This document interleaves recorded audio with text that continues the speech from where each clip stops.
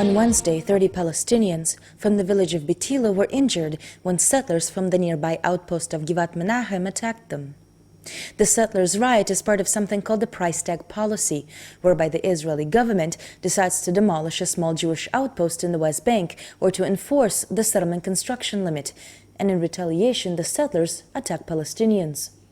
The media continue to portray the settlers as being in constant conflict with the government and the army. But since Israeli Prime Minister Benjamin Netanyahu announced the construction limit in December, there have been dozens of attacks on Palestinian villages by settlers, oftentimes with the military present or nearby. The Prime Minister himself reiterated the government's support for the three biggest settlement blocks during the weekend, when he planted a tree in each one, saying these settlements are inseparable from the State of Israel forever. In a recent lecture, Shir Hever of the Alternative Information Center described the mechanism by which settlers take over Palestinian land and expand.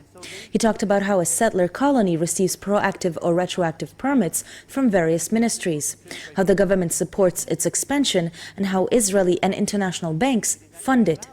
The Ministry of Defense give a retroactive permit for this colony and recognize it as a community, as an official community in Israel.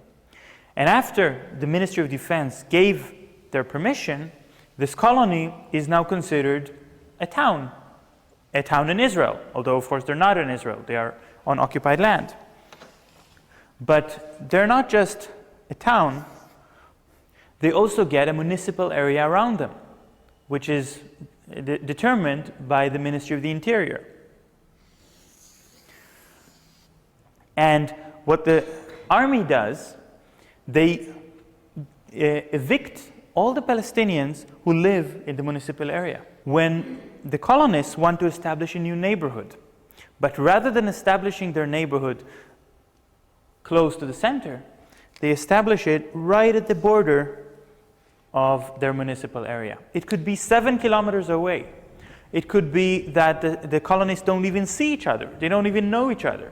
It's, for all purposes, a new settlement, a new colony. But the way that they officially present it, it is as if it is part of the same community. And then again, the Water Administration of Israel connects this new neighborhood to water. The electricity company connects it to electricity. The Ministry of Transportation will make sure that they have their own road. And the army would put their own platoon to protect this new neighborhood. What the army would usually do is to kick out the Palestinians from this area. And after a while, the colonists would come to the Ministry of the Interior again and say, you know, all this land around us is empty. There are no Palestinians around us now. So why not add this new land to the municipal area? And so the Ministry of the Interior gives them some more. The next neighborhood they can build here, and then get another piece of municipal area. And meanwhile, the colony can expand also in another direction. Kedumim was the first Jewish settlement in Samaria, the northern West Bank. It follows the example Hever described in his lecture. Settlement representatives often argue the subsidies they receive are in compensation for the risk they are assuming and the harsh living conditions they endure. But instead of growing in a cluster to ensure security, Kedumim, like so many other settlements, spread out over many hills. The Real News spoke to Shoshana Shiloh, the associate mayor of Kedumim. ואריק שרון שהיה חבר מאוד טוב של המתנחלים, מאוד, הוא בנה את רוב היישובים.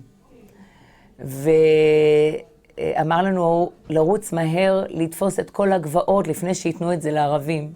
אמר שכנראה לא תהיה ברירה ונצטרך לחבר את היישובים הקטנים לגושים גדולים, ואז את היישובים הקטנים לתת. Across the hill from Kedumim lies the Palestinian village of Kafr Kadum. Its residents told the Real News that the settlement lies on land stolen from them and that they are subject to constant attacks by the settlers. أنا عم إيهاب يعني كثير بنتضايق من المستوطنين ومن الجيش. يعني قبل يومين أول إشي ما لهاش صار يومين ليلتين كانت هاي بنتي في التوجيهي مريم تدرس هنا يعني مش بعيدة عن البيت إشي اللي هو أجا الجيش بسرعة باكين جايين 3 جنود واللي حكوها ركاض هي حرام بتحكي يما تخيت حتى ايدي انشلت، شاهدت ايدي انشلت. تتذكر يا حجة قبل ما كيف كانت قبل ما يبنوا هاي المستوطنة؟ كيف بتذكر كانت الحياة؟ ما هي كانت الحياة، شايف هاي المستوطنة، ماني بدي اطلع على الاخت، بس هذا اللي هين هاي ارض اهلي أهدي. كنا يعني وإحنا صغار، يعني عمرنا 10 سنين 15 سنة، حتى يأذن المغرب وإحنا نلعب هناك في الأرض هان. بلشت مستوطنة صغيرة بعدة بيوت كرفانات، وبعدها تحولت إلى مستوطنة تمتد حبة على حبة حتى بينت إنها أشبه بجزيرة، وتم استيلاء على أراضي كفر قدوم كاملة. كانوا الإسرائيليين بدهم يبنوا جدار على المستوطنة، كان في قرار لبناء الجدار واتاخذ فيه قرار. هلا احنا انبسطنا على بناء الجدار العنصري والفصل العنصري عشان نرتاح من امتداد الإسرائيليين والمستوطنين علينا، لكن للأسف مسؤولين المستوطنات أن رفضوا الجدار عشان يظل عندهم الامتداد والتوسع الموجود للمستوطنات. בקדומים אין גדר. אני לא יודעת אם ראיתם, אבל קדומים אין לה גדר. קדומים, זה גם דניאלה וייס, היא הובילה את הקו הזה.